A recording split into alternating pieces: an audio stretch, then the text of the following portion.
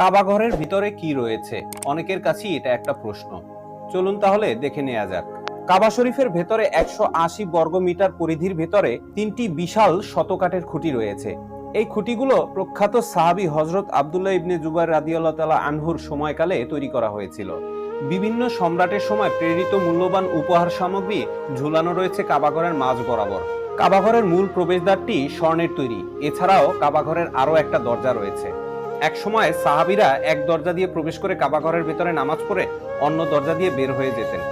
এখন এই দরজাটি পার্মানেন্ট ভাবে বন্ধ করে দেওয়া হয়েছে। এটিও স্বর্ণের তৈরি। কাবা ঘরের মেঝেটি শ্বেত পাথরের তৈরি।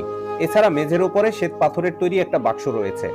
এর ভেতরে মেশক আম্বারের বিভিন্ন সুগন্ধ সামগ্রী সবসময়ের জন্য রাখা থাকে। এছাড়াও কাবা ঘরের ভেতরে একটা জায়নামাজ রয়েছে। এখানেই মক্কা বিজয়ের পরে আমাদের প্রিয় নবী হযরত মুহাম্মদ সাল্লাল্লাহু আলাইহি ওয়াসাল্লাম নামাজ পড়েছিলেন।